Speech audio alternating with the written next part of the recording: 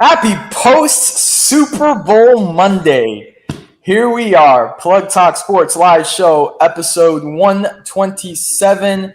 It always feels like that Monday after the Super Bowl is just an absolutely just long day, tired, bored. I think Jonka's feeling under the weather today more than he was yesterday. We saw the Super Bowl together. Let me tell you, Brandon, this man whipped out a foldable chair in quarter and overtime. He says, because we're not sitting in the chair, and sat in that chair. But then, things got weird as the night went on. As we got into overtime, he ditched the chair and started rubbing. I don't know what this was. Rubbing all sorts of furniture that he could see in front of him. And I'm like, what are you doing? He's like, it's for good luck. And then on one of the kicks in overtime, he literally tells me, we got to lock arms. I'm like, well, are we in the game? Are we going to block? I don't know what was going on through his head yesterday, but here we are. We are post-Super Bowl Monday. Danny Torres, Brandon, and Jonka. Let's get into bad. I'm going to start with bad this time. Brandon, you got anything? Bad news. I don't know. Everything's been pretty good for me. What I would say, it started pouring sideways here where I'm living at. Oh, so I was at work and I'm getting poured, and I'm getting poured on going to work. I'm looking outside the window. Again, slow day at work, so nearly sleepy, nearly drowsy. First rain I think all the year of where I'm at here in North Central Florida. So, but besides that, really weather-wise, can't really complain. That's when man, just like Forrest Gump, the rain started coming down sideways and it even came from the floor. That's when Jonka?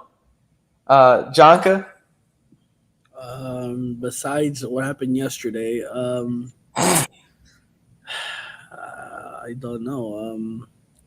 I guess I have to be me being sick. What else? I really haven't had that bad of a. Besides that, it hasn't been that bad of a week. I was about to say, man, you trying to count how many bad things that you can put out there? Just being under the weather for this weekend when I was looking forward to the entire year. But I'm gonna try to fight through this hour for you guys. Don't say I never sacrifice. For me, it's gonna have to be. Dude, I saw it all over Instagram Reels today and TikTok of supposedly Ice Spice summoning the devil or something like that in her suite. And she has wearing an upside down cross as her necklace. It was pretty. She was doing some hand thing, signal. It was weird. But yeah, that's probably the worst thing that I saw. It was quite weird. But aside from that, it was pretty cool. If you guys looked, I saw this on TikTok too. I mean, I wouldn't say this is bad, but how everything ended in threes. Yeah. That was pretty weird too. But yeah, I'd probably have to say her doing some weird demonic hand gestures and wearing an upside down cross is probably the worst thing that I saw. I think Brandon's just I don't know if I'm ready to call Ice Spice a demonic presence just yet. I don't know if I'm ready to call Ice Spice that. Hey, it's either that or she's looking like Carrot Top over there. I don't even know what she was doing. That's just – please tell me you guys didn't think that was such an odd combination. You got Jason Kelce, you got Donna Kelce, then you got Taylor Swift, then you got Blake Lively, and then you have Ice Spice? Hey, they did a song. They did a song together. It was just weird combination. But anyways, something good, Brandon. It was a weird combination, but I do have to say this because I know we're going to talk about it and whatnot, but I don't usually gamble, right? Whenever people come up to me, it's like, Brandon, what should I take for this game, this and that? I tell them, save the money, right? But this time around, because big game, I thought, why not? I gambled on a 4-leg parlay and hit. Made $10 to $120 anytime Christian McCaffrey touchdown, Jake Moody, the rookie kicker, 7.5 over for overall like kicking points. Over for 1.5 passing touchdowns from Mahomes. And then unfortunately had to go against America. Chiefs win. So honestly, I couldn't believe I even won that thing. Honestly, because like betting wise, like for gamblers out there, they already know probably like over $200 some in debt. It's not a good thing to do. But man, this is one I'm gonna put this on my wall. I'm gonna print it out on my wall for myself. So that was probably the best thing all week, probably all month, I would have to say. My man was out here sounding like Drake. He put a bet and posted and said, "Can't bet against the Swifties." You can't. It's like Tom Brady at this point. You just can't bet against them. Jonka? This past weekend, let me see. I mean, me and Daniel watched the game, but it was the Warriors and the who was it? Warriors and somebody else. The Suns. Yeah, Steph Curry hitting the game winner. It was, I loved it. Yeah, I don't know, Brandon, if you caught that game. It was a fun game. Draymond slapping the floor after Nurkic slapped the floor. It was all sorts of commotion going on. No, yeah, that last second shot. He basically flung that thing too. When I'm watching the replay of that. Yeah. I don't know how he did it.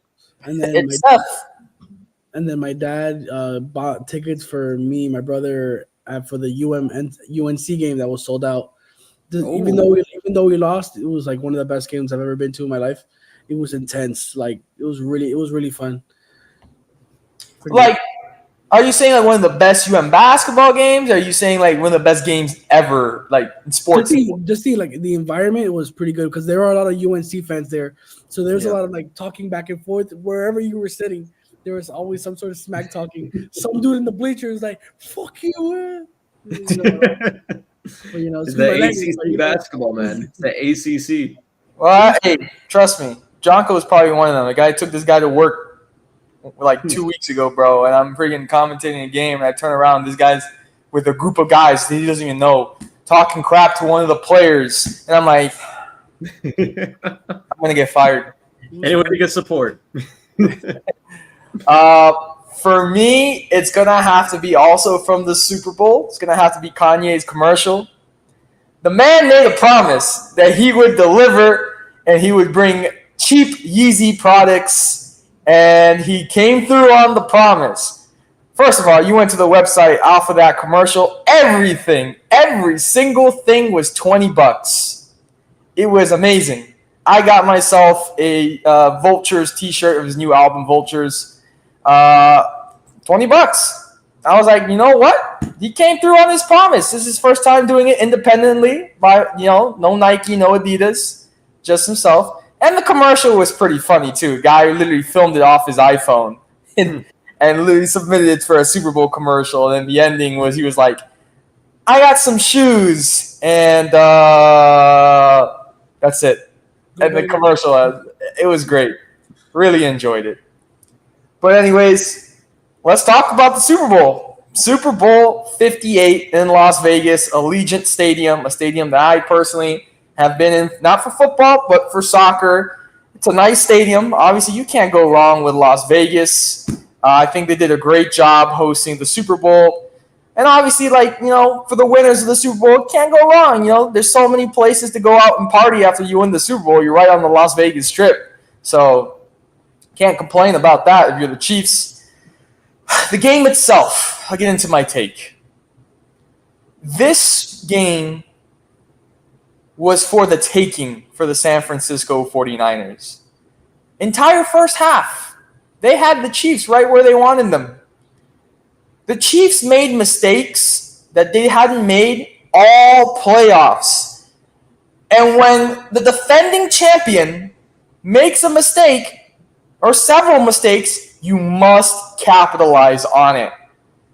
Unfortunately for San Francisco, I think this entire game came down to a botched punt return. It hit someone in the foot, and that was it. All hell broke loose. Kansas City jumped on top of it. It was their ball. You cannot give Patrick Mahomes a lifeline. They gave him a lifeline. He tied this game up, sent it to overtime, And then in overtime, what the hell? I don't even know what the hell happened. San Francisco apparently did not know the overtime rules. Like, guys, think about this for a second. You're going to play in the Super Bowl. You're in practice the entire week. Would have crossed your mind to say, all right, let's practice just in case we get to overtime, and you could have discussed the rules. Did that cross anybody's mind in San Francisco? They had a beautiful drive with Brock Purdy and Christian McCaffrey. Beautiful drive. But it did not result in 7 points. They had to kick a field goal. That was another lifeline that they threw to Patrick Mahomes, who, of course, took it straight down the field. And, of course, I didn't understand why Shanahan, his defense is getting obliterated as Mahomes goes down the field. Why you didn't take a timeout? So, Mahomes, obviously, got it into the end zone. And the Chiefs are back-to-back Super Bowl champions. The 49ers messed this up. It was theirs for their taking, and that's all I have to say about that. I just feel really bad about Kyle Shanahan after all this, though. 0-3 in Super Bowls. I mean, and again, we're talking about a guy that always has a fun offense around him, no matter if it's Jimmy Garoppolo, Brock Purdy, or Matt Ryan. But 25-22 to end it off like that close again. Chiefs down by 10, coming back again against the Kyle Shanahan 49ers team. It's definitely unfortunate for them. But I think throughout the game, it's that, turning of the tide, right? Like San Fran controlling the pace of the game. McCaffrey, honestly, out of everybody in this entire situation, I just feel bad for McCaffrey. If you look at him every single time after a play, his entire arms are bruised up. He's getting his leg knocked in sideways, and he's still walking around. And also Jennings out of Tennessee. I mean, if anybody on San Fran won, it was him. Passing touchdown in the Super Bowl, catching touchdown in the Super Bowl. Great game for him. But, I mean, as you said before, it's just that there was so many chances for San Fran. I thought, man, they really had this. I think the game really switched in that third quarter where you have, Butker going down the field with Kansas City, gets a field goal, then Patrick Mahomes able to get some momentum going to the fourth quarter. I mean, I don't know. I don't know if there's just a specific way I would probably point out San Fran and what really went wrong. Because yes, we talk about, overtime. You should know the rules. But 27-yard field goal for Moody, and your defense just needs a stop. A stop. And we're talking about one of the best defenses in the league. So I think, honestly, it's more of the defense's fault than the offense's fault. 22 points going through a Super Bowl against Patrick Mahomes and the Kansas City Chiefs. I mean, there's not a lot of things you can ask more out of Brock Purdy in this offense, especially with Deebo Samuel coming out with injury through a hamstring, coming back after the hamstring, and Patrick Mahomes is showing why he is Patty Mahomes. But I would say the biggest part of the game itself, overtime, last drive of the game for Patrick Mahomes, I think it was 4th and 1, 4th and 3. Yep. And he does that play action. Travis Kelce's right there. Mahomes just takes it himself, so running in. I don't understand how that wasn't the game plan to start off this game. I understand if Andy Reid wants to hold things till the last minute for Super Bowl Sunday, but to have Pacheco running his mouth throughout the entire postseason, talking about, oh, yeah, I'm going to be one of this, I'm a huge plan for, and then not do anything that entire first half. I mean, why was he even running in this game? I thought it was the only underlining thing that was really keeping San Fran ahead of Kansas City offensively. But the moment they were like, okay, yeah, he's not doing anything, let's get Patrick Mahomes working, that's when it starts ticking. Yeah. After that first interception, it's like, okay, let me play it safe. And the most safe team, as funny as it is, Kansas City won. So, honestly, I thought it was a great Super Bowl. The action really picked up more after Usher and Alicia Keys took over the show. But overall, I would have to say one of the better Super Bowls in the past 5 years. Yeah, before John goes, where I also felt like momentum switched was San Francisco had the ball, I believe, on the 20 of Kansas City. There's 1:20 left, I believe. You had a chance right there. You pick up another first down. You ice that game. You put that game to bed. It's over. Exactly. It's over. And they couldn't do it. Yeah. Couldn't do it. All right. I'm gonna talk about more of San Francisco because I don't really want to talk about you know who. Um, I I'm gonna put the blame mostly on Kyle Shanahan because how do you not? Like this is your third Super Bowl with a lead, by the way, and you lost it. 28-3, you lose to my Patriots. Historic loss. And then you go in 2020 and you lose to the same Chiefs, and you also had a lead because you didn't run the ball. Now you had a 10-0 lead and you lose it.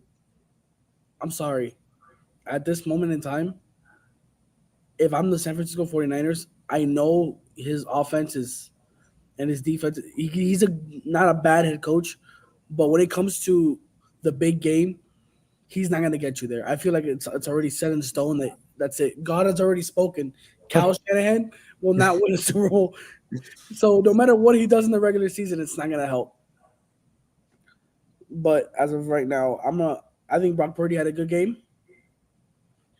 McCaffrey he tried his best. He tried his best, whatever he can get. But I think when the game turned around was when Dre Greenlaw went out with I think no, it was a Achilles. Achilles. I think that's when Mahomes was able to target Burks because he know he was inexperienced, and that's when Kelsey started to blow up on the passes. And then and from that moment on, I had a feeling in the back of my head. I'm like, bro, that's it. If Kelsey starts getting open and open again, this is over. Everything starts to open up again for the Chiefs. And then look at that, Rasheed Rice, Pacheco, Scanling, bro. Everybody was getting open at this point, and I'm just like, I'm just disappointed because I feel like look at this. I have the stats right here. George Kittle was only targeted. George Kittle was only targeted in the entire game 3 times. Um, That's crazy. Jusic two targets. Jawan Jennings 5. He was probably the best player on your team that performed anyways. There was some deep bombs to Debo, but they were just way too far. Overthrown. Yeah, I put that Overthrown. on Brock Purdy because that was just terrible. He had, I think it was a pass to Jennings, I think, or Ayuk, but he had Debo further in the back that was wide open, and he didn't see him. So I put that on him. Ayuk only had in the entire game 6 targets. I think after that, the Chiefs had that interception, and they had good field position. I think it was midfield. It was a 3-and-out. You can't do that, bro. How do you like? It just felt like they were being one dimensional on offense. It was either run the ball or do these screen passes. They look like the damn Dolphins, bro. The damn Dolphins. Either run the ball or screen passes, because like every once in a while when it was a 3rd and long, that's when they would throw it over 10 yards. That's it. I was really getting triggered, and then the whole second quarter, McCaffrey didn't even run. They hardly ran the ball. I don't know what more to say about this damn team. I don't know. I really wanted them to win. I feel like Shanahan was not creative enough when they were just there. What Daniel was saying with the 120 left, and you could just milk the clock and leave Mahomes literally no time to score. You could have drawn up some sort of second and 10. You could have drawn up some sort of play, a double reverse. I don't know, some kind of trick play that the Chiefs were not going to expect. Like going into that 2-minute warning, you should have known. Like, okay, or if we don't get the touchdown the first down, okay, we're gonna run this the second down, and they're not gonna expect it. They're just playing one-dimensional football, and the Chiefs expected that. They did not let them get in, bro. They were not being creative. Like you could see that the Chiefs were gonna stop the run, and yet they go ahead and they run McCaffrey up the middle where they were all there. They knew they was gonna run it. Like, bro, in that situation, tell your lineman, hey, we're switching the play up and we're gonna run something else. I don't understand what it is with this damn team. I don't know. They have to throw it more.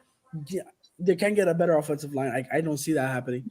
So maybe it was the defense, like Brandon was saying, the defense's fault.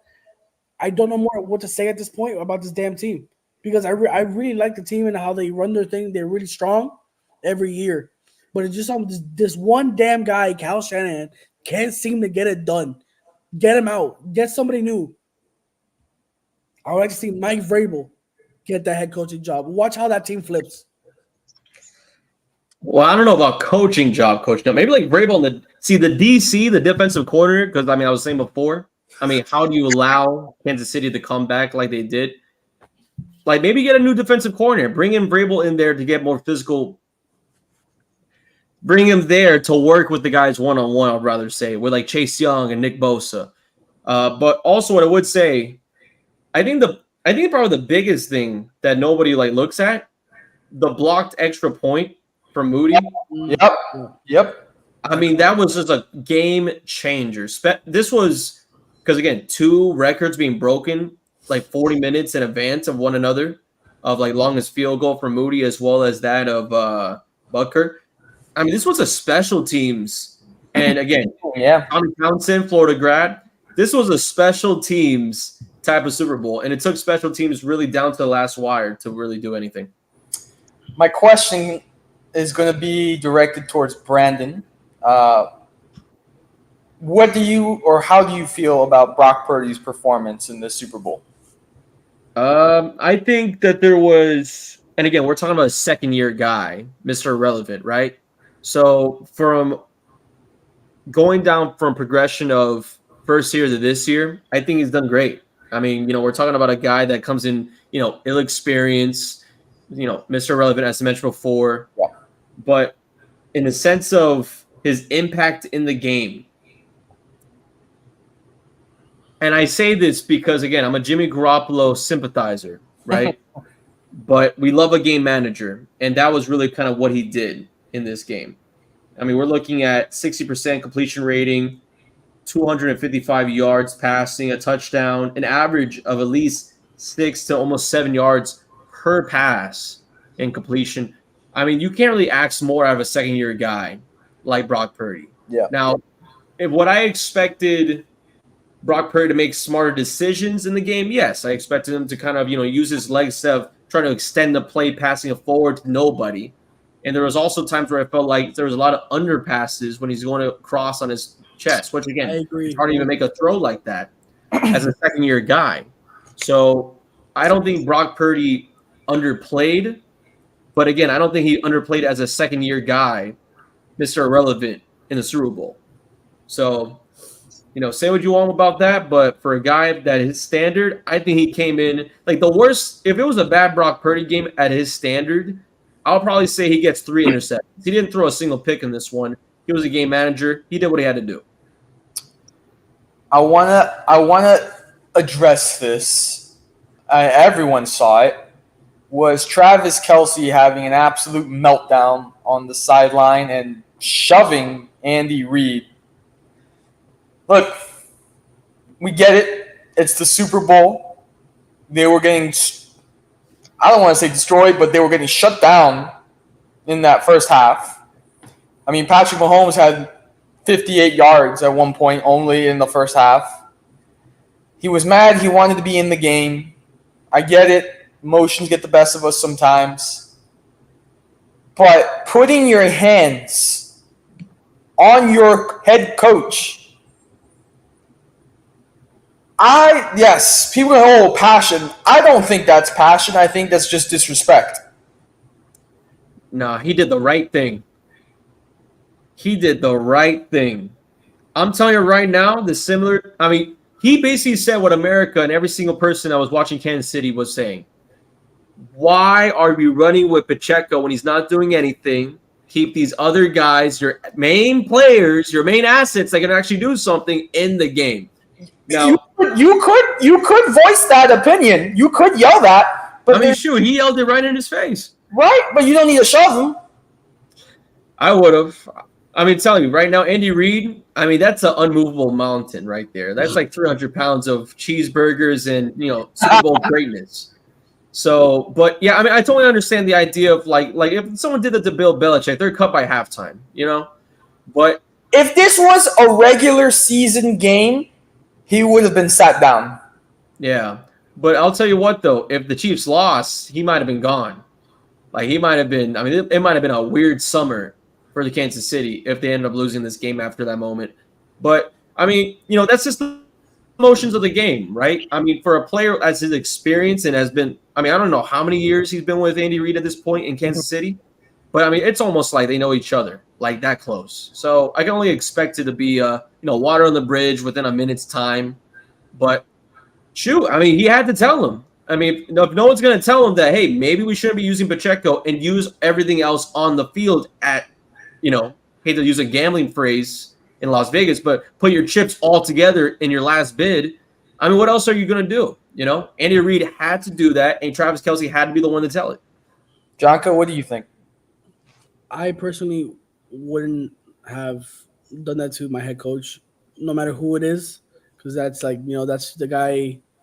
That's your boss. It shows poor sportsmanship. And then I think Travis Kelce was getting frustrated because that was before Greenlaw had gone injured, and Greenlaw had him shut down, and he was just frustrated that he couldn't get the ball, and then they just kept running it, like Brandon was saying. So I think all that was combined. He was getting frustrated that he wasn't getting the ball. Like I think the other tight end, Gray, was it? Or the Chiefs' other tight end? Yeah. He kept getting the passes because they were doubling Kelce. So I think Kelce was getting outplayed by the other tight end. I guess maybe he got intimidated. Like, hey, yo, I got my girl up there. Like, hey, everybody's looking at me, and you're not passing me the damn ball. I'm the star of this team. If I'm not here, we suck. So, I mean, maybe he was like a little bit starstruck or like, a little bit, okay, I'm the guy kind of thing there, and he wasn't getting the ball. So kind of like an Antonio Brown situation that we had to start the Super Bowl. But yeah, if you want to speak your mind in front of the head coach and give him a piece of your mouth, go ahead. But don't push the guy, bro. The guy's likable. I love Andy Reid. He's a cool guy, funny. I love the mustache. Like, show some respect. Like, the guy, 3-time champion. Come on. I want to ask, where do you guys think San Francisco goes from here? They just can't seem to get over the hump. You already got my answer, buddy. Yeah. I think San Francisco, and again, I would hate to say it as it is. But I honestly think we're going to have a quarterback change. Ooh. I honestly believe, because again, we're talking about Kyle Shanahan. I mean, because what's the occurring factor with his San Francisco years? We're talking about every single position on the team is unmovable, but the quarterback. So I'm really thinking to myself, if there's going to be a free agency, and I know the NFL is not like the NBA where it's just crazy names popping out of nowhere, but if there's going to be a free agency or some guys available that San Fran can just take out of nowhere, I mean, they'll be right back. They'll be right back if they're able to negotiate the same roster back together for next year, get yourself a big quarterback, and, send Brock Purdy up to the bench. I mean, again, we're still talking about a talented kid, but second year, 7th round. I hate to repeat it as it is, but Mr. Irrelevant, he could take a step back. I'm pretty sure no one's going to bat an eye. So that's what I'm thinking San Fran's going to go from here. Okay. I like that take. I haven't heard that take. That's the first time I heard that take. I just know that Russell Wilson is not having a good time in Denver, and Denver picked up the slack this season after starting off kind of bad. But Russell Wilson in the 49ers with that O-line, boy's going to have a running field day. Oh, yeah. It'll be a nightmare out there in the NFC West. I'm telling you. It'll be a nightmare. McCaffrey, Debo, Kittle, and Wilson with Ayuk on the outside and maybe an extra guy with Jennings. Oh, man. If they make it next year and they have Wilson and they don't win, that's it. It's over. Scrap everything. Like, just kill yourself. Sell the team. I don't know what else you can do. You guys got any final thoughts on the Super Bowl? Oh, yeah. I wanted to bring this up. Daniel saw it. Daniel, see that? I've sent him multiple messages on Twitter, Instagram, Google Plus, TikTok, whatever it is you want to call it. And I think Brandon has. Maybe Brandon hasn't. Maybe he does. He knows what this is. How many holding calls were not called against the Chiefs? Daniel saw it. I saw it. Just cut the BS, everybody that's watching. You know, if you're a Chiefs fan, you know it. And I know it. Quit the BS. both of you go because I already saw. I'm not saying anymore. Yeah, I'm not gonna lie. There was some holding calls, especially down the end stretch of the game, that were not called. That should have been called. Blatant. Yeah. The last thing I would say, I wanted to see a proposal on the fields. Oh. I'm happy for Taylor. I'm happy for Kelsey. I'm happy for. I mean, they even went to like a club afterwards, and they were singing Taylor Swift songs together. Like, I mean, congratulations to them, and also for NBA, point at it. Congratulations to Victor Valanciunas and the Kansas City Chiefs. Congratulations to them all. Where's Kanye when you need him? Here we are. Me and Jonka are ready to debate. We are ready to debate. The Miami Heat take on the Boston Celtics, or took on the Boston Celtics on Super Bowl Sunday, 2 p.m. afternoon game at the Kaseya Center. The Celtics come away with the victory. The final score was, I'll tell you right now, It was by 4, I think. 110 to 106. Jimmy Butler was out due to personal reasons, which when he shout out to him, there was a death in the family. So we just want to shout out to Jimmy Butler and just prayers to him during this difficult moment. But during the game, we lose Richardson. We lose Terry Rozier. So we're basically now skin and tooth in this game, and they were still able to keep up with Boston. So, I don't think Boston has faced this Heat team at full health. I don't think. But you know what? I'm just going to continue what I've been saying every single year, and Brandon keeps fighting me on it, and it ends up being true at the end of the day. Boston is a regular season team. They make regular season records, and then when it comes to the playoffs, they're out here looking like Reggie Miller. They choke. They can't get it done. At this point, they're like the 49ers. They go to the finals 4 times, and they lose. They haven't even been 4 times. The last time they won something was in 2008, and we're having a big hoopla here every year about the Celtics. Yet the Heat, they're doing it. And they're getting to the game, and then what are they doing at the big game?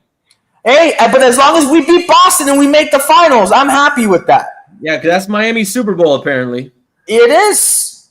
So we show how irrelevant they are in the playoffs. But anyways. Almost getting reverse swept, if I remember. Every year that the Chiefs have won the Super Bowl, the Miami Heat have made the finals. So what is Patrick Mahomes telling us, baby? Is he saying that the Miami Heat are going to the NBA Finals? We'll find out. But it's a good sign that without our main guy, Jimmy Butler, the Heat were able to hang in there and fight against the Boston Celtics. And like I told you, just wait to the postseason. I'm going to start making the Boston Celtics like my Dallas Cowboys. I'm going to start being like Stephen A. Smith. Just wait for it to happen. It's going to happen. The Celtics are not the Philadelphia 76ers, okay? We may get to the Eastern Conference, and we've made it to an NBA Finals, all right? So I would not call – and also I was going to say, if there is a Dallas Cowboys in the NBA, it's Philadelphia, right? That's a regular season team, not postseason team. That is the definition of regular season, no postseason team. That is the definition. Let me know when Joel Embiid gets to the 3rd round. Shoot, let me know when he gets 3 wins or more by himself.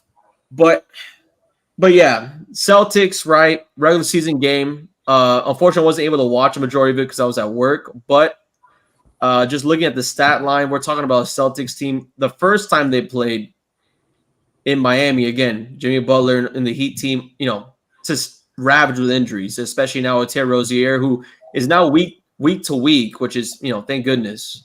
But Josh Richardson, I think it's a little bit more serious for him. Yep. So I think first time around, we had like 7-guy to 8-guy rotation. This time around, really a 6-guy rotation. I'm looking at the stats as we speak. The guys coming off the bench, of course, being that of Pritchard, Hauser, Al Horford, Brissett, and Cornette, 2 minutes, garbage time type of 2-minute stuff in the third quarter, I would have to say. Horford had a poor game off the bench. But, look, I would say it as it is. The Boston Celtics are the hottest team right now. This is just another regular season game for the Celtics. This was a nationally televised game, statement game for the Heat on a Sunday afternoon in Miami. So I'm just saying it as it is. Duncan Robinson trying to get in the face of Jaylen Brown. Jaylen Brown saying, what the fuck are you going to do about it? Because of the Celtics' dirty antics of the way they were playing. It wasn't the first dirty.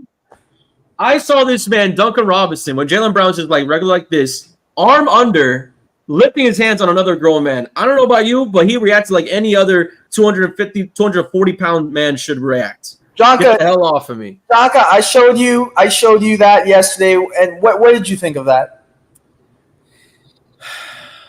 It looked a little bit more dirty on Brown's side. Thank you. He wasn't finished. Go ahead. I feel like there's a but in there. But they were tangled up. Hey, listen. But Duncan Robinson did this while Jaylen Brown's relaxed. In that moment, if both players feel that they're getting tangled up, just stop and just separate. Tangle yourself, right. Thank you. I mean, Jaylen Brown didn't really have to go or anything like that. But I don't know. It's had no left hand in the playoffs. Both teams don't like each other, so I'd expect this kind of play. So yeah, but this is what I was gonna mention though. Even though the Heat, yes, there's no Jimmy Butler. However, the Heat on an 8 to 9 man rotation, we're talking about shooting 30% from the floor behind the arc in 3-point range. Tyler Hero. See, this is the one thing that, again, if I'm like a really diehard Heat fan, I would love and hate at the same time. Tyler Hero in the last 2 minutes of this game, after getting 2 offensive rebounds, kept on chucking threes until he was making 35-foot shots. Then you have moments where it's just Bam Adebayo doing whatever he can for 34 minutes on the floor to 35 minutes a night. And again, love Bam Adebayo, his progression isolation game. I think it's come to a next level. But I'm also looking at the stats here. Tyler Hero, 4-12 from 3. 3-7 from Caleb Martin. Terry Rozier, 0-4 before he exits the game. Kevin Love and Robinson off the bench. None of them even shooting close to 50% from 3. I just feel like this Heat team has so much emotion going into this game. Had so much we got to prove ourselves. We got to make sure we're not a play-in team to the media. This is a play-in team to the media game. I mean, we're talking about a spontaneous offensive bust at the end of the fourth quarter. The Celtics leading the entire way to the first or second quarter. I mean, the Celtics needed 5 players to run this game. 5 players in the rotation to run this game, unless you want to argue Al Horford running around for 25 minutes and do nothing. Platino power, go for him. But 5 players to run a Heat team. And yes, no Jimmy Butler, but I mean, Eric Spoelstra, it's still unexcusable. To be trailing that much, and the offensive plan is what? Try whatever you can? I mean, there's this, I just feel like, and again, we're talking about after the fact of Kyle Lowry, Terry Rozier, still trying to get accustomed to it. But I'm really curious of what the next few weeks is going to be for Miami. Are they going to be more of a playmaking team? How are they going to respond without Rozier on the floor?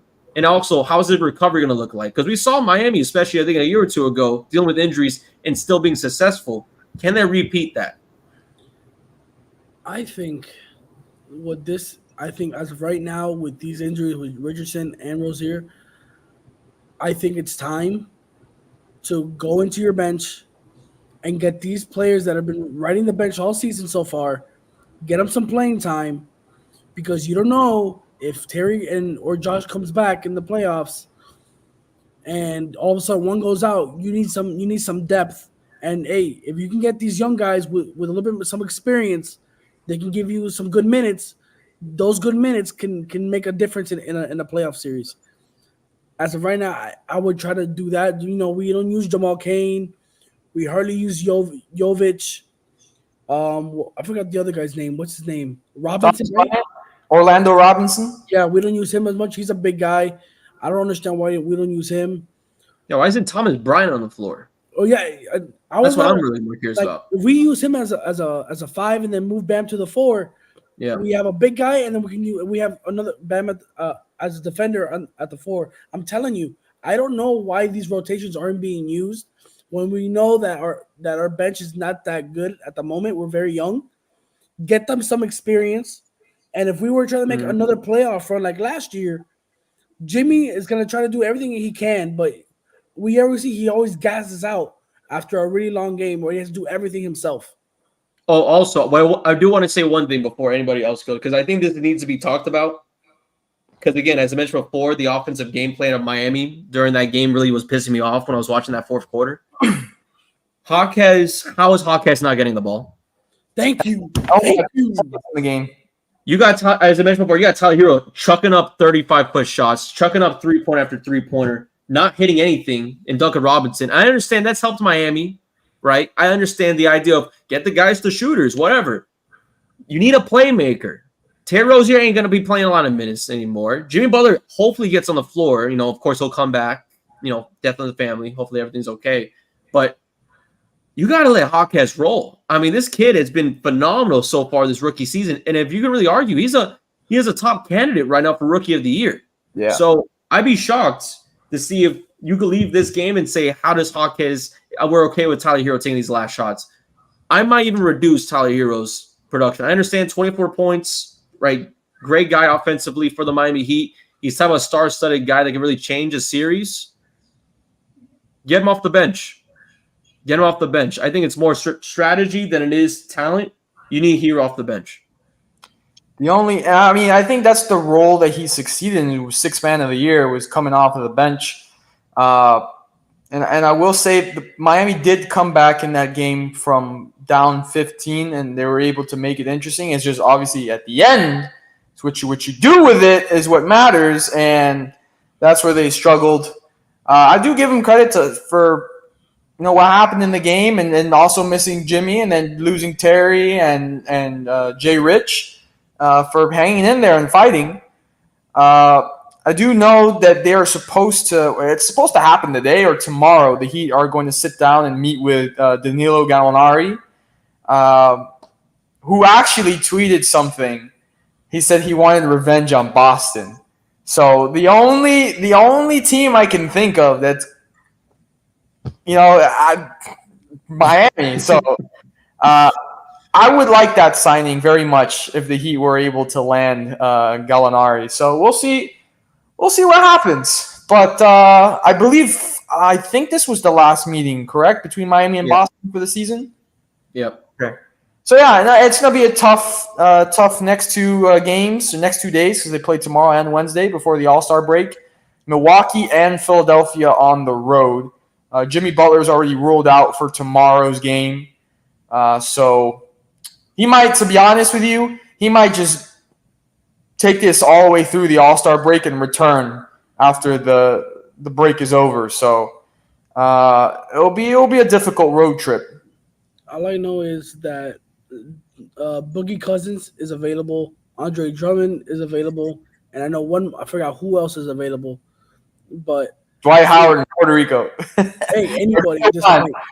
Give me a good center, bro. Give me a good center. That's all I want. If we can get Andre Drummond, but I don't know what his salary, because I know there's a rule where you can't sign over 12 and a half, but if we can get a guy like that, that would make us so much better. Holy jeez. But, Pat Riley and Eric Spoelstra, they got to take the hard way. No. We're not 10th, we're not a 10th seed to the first seed. We don't want it. Hey, they're looking for that play-in just to make it all the way through June. Bro, don't do that to me again, please. If they do that again, I give up. I don't know what to tell you, Brandon. I really don't. I don't know. I don't know. But anyways, sticking with basketball, 1,000 assists for Caitlin Clark, and she's 8 points away from breaking the NCAA scoring record in the women's game, which is currently held by Kelsey Plum, who is now on the Las Vegas Aces. But unfortunately, Nebraska did lose. There was an upset. Iowa sitting at number 2. Yep. So, but let me tell you, Caitlin Clark might get out of the NCAA as probably the best women's college basketball player to ever play. There's not a single doubt about that. Before you got to my house, Daniel, I was watching the game, and they had a 10-point lead with I think 4 minutes left, and I'm like, okay, yeah, Iowa got this. Like, but then it was a back and forth. So 3, and then there are 3 back. It was getting crazy, but then there goes Nebraska. They go on like an 8-0 run, and they take the lead, and then from there it was just a fouling thing. And then they kept giving it to Clark for trying to be the hero, but she was just getting way too much like double teamed, and she couldn't do much. That's basically what they do to Steph when it comes to game time. So she had to chuck up like a 25-foot three. It was like, phew, but she bricked it.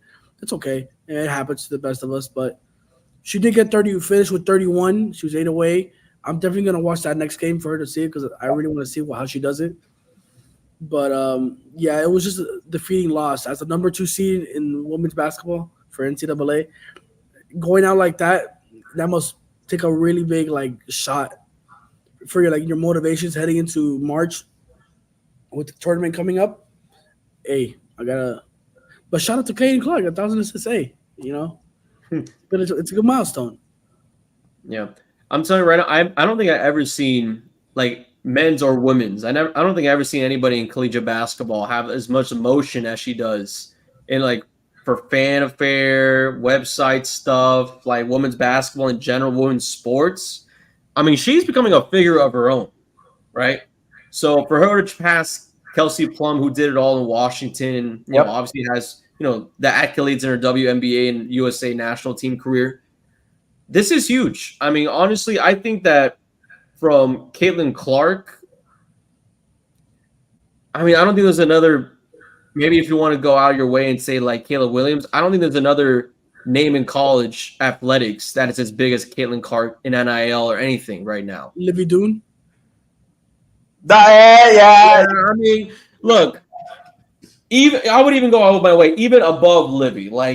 I just think that Caitlin-wise NIL, I get LSU women's basketball in LSU gymnastics. I get it. They got the money right now, especially through Livy. But it's a hot take. Yeah, but Caitlin Clark, straight up endorsement deals. She is the face of women's basketball right now as a collegiate player. And the only thing I would have to say after she breaks this record is just beating out South Carolina and LSU. That's the only thing that's really left in her collegiate career, I would say, is winning a national championship. But honestly, she is the game of women's basketball right now. I mean, I don't even think that's a hot take to say it. She is women's basketball as of this moment.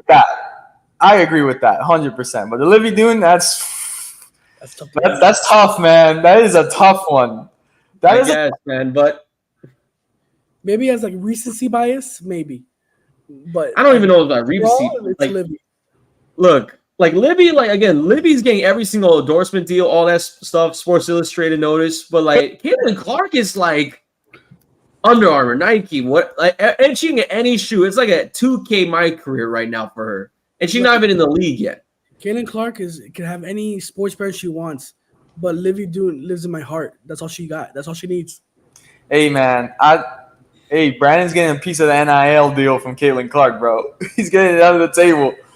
I hope so. And you gotta. By the way, if you want hot takes like this, or even just good takes, go check out Brandon's Instagram. The guy had me laughing last night when I was scrolling through his story, and I saw the Travis Kelce picture, and it says he's trying to tell friends in South Florida about Flanagan's. Great. It was great. I absolutely loved it. Every single time I travel down, I have to go. I just don't even. I'm telling you, it never leaves me, though. It never leaves me. I want to ribroll as we speak right now. It's great, man. It really is. This one we definitely have to talk about is unruly fan behavior at the PGA Phoenix Open. This was made a big event last year just because of how fun it is from the perspective of the fan.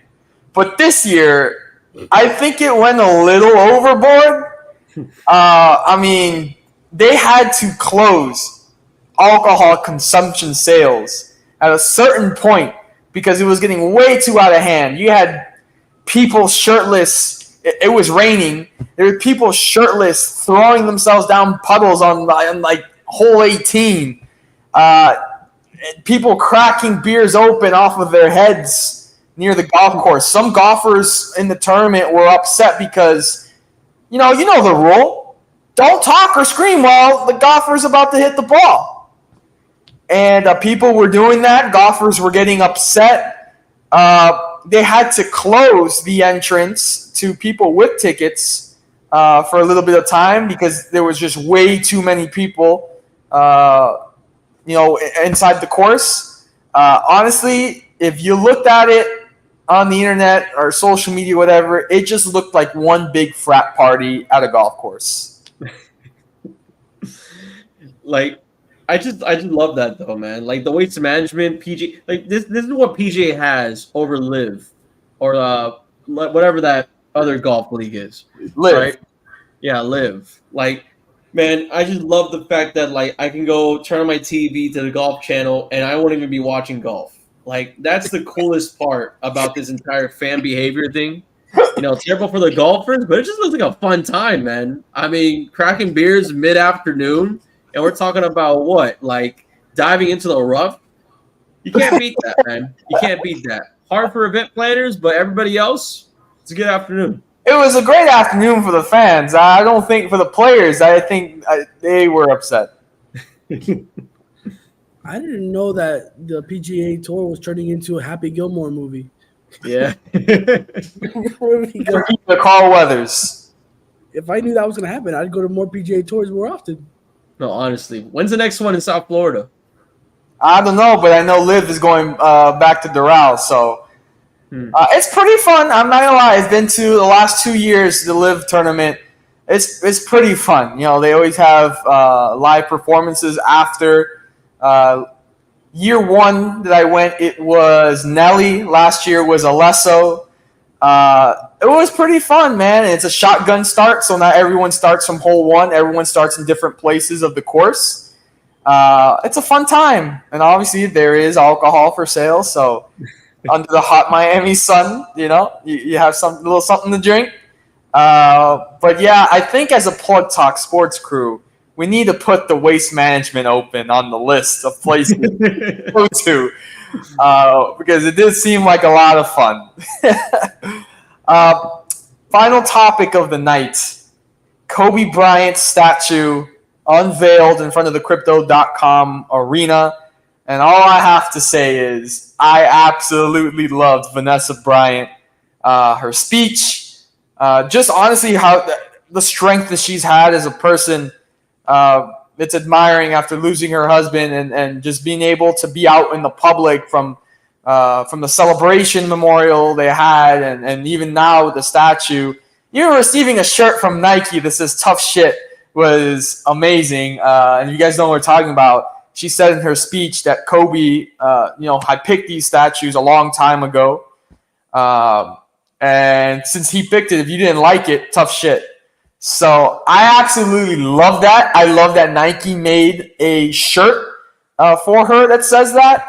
And this is 1 out of 3 statues that will be in front of the Crypto.com arena for Kobe. And man, you gotta be a real G to get 3 statues and 2 numbers retired. So. Yeah, honestly, I think that, and let alone the statue that they chose, I forgot I think it was after the 81 points, I believe, right? Yeah, the 81 points one. That is pure Mamba. That is pure 8 Kobe. That is pure what.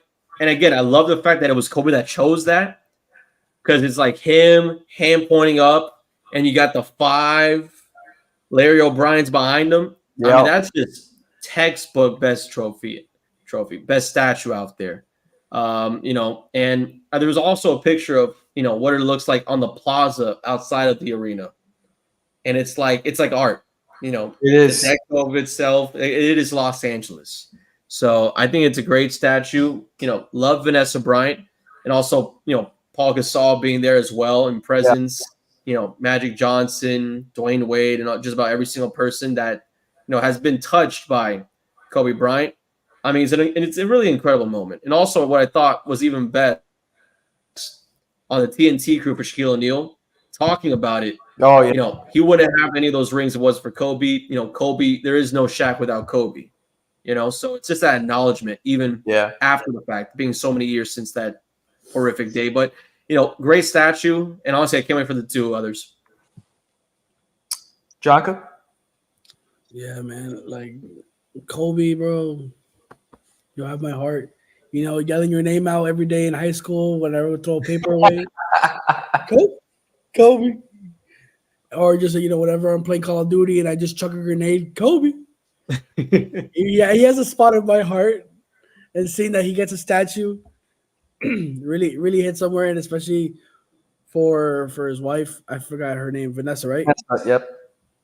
Yeah, Vanessa. She handled it way better than I did.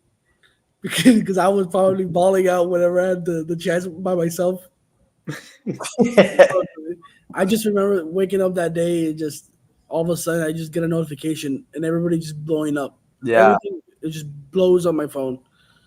And I'm like, there's no way, bro. And I literally I nearly fall to tears. Well, I called you, man. I called you right away. Bro, I was just not in the state of mind in that day. I can't explain it. And we had Super Bowl that week too. Yeah, man. That was a fun week, but it was less fun because of what happened. But but I'm great to see that they're giving him the statue. He actually chose the statue.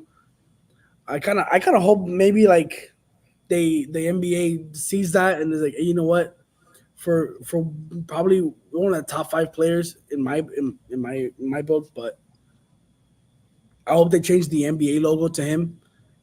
To get rid of that old logo and then put him as the new like body figure in the logo, and it would be pretty cool.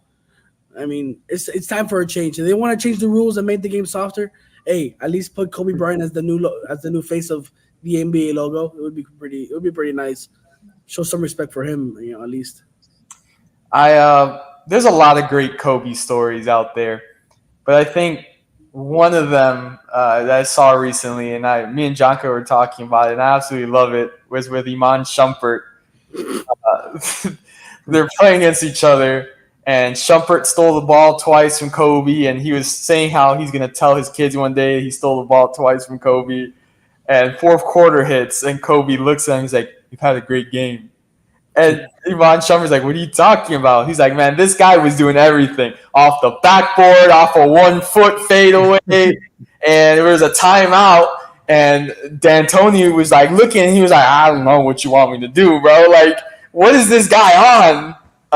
It's one of my favorite Kobe stories. But yeah, one of the statues is rumored to be, it's going to be him and Gigi. So that statue is going to hit emotionally for everybody. So, man, it's going to be memorable. But anyways, that's all the time we have for Plug Talk Sports tonight, episode 127. We thank you guys for tuning in, for watching week in, week out. We hope you guys enjoyed the Super Bowl yesterday. We hope you guys have a great rest of your week. And as always, make sure you catch us on all our social media, on Twitter, YouTube, Instagram, and Twitch. And we'll see you guys next Monday for a brand new episode. Support the troops.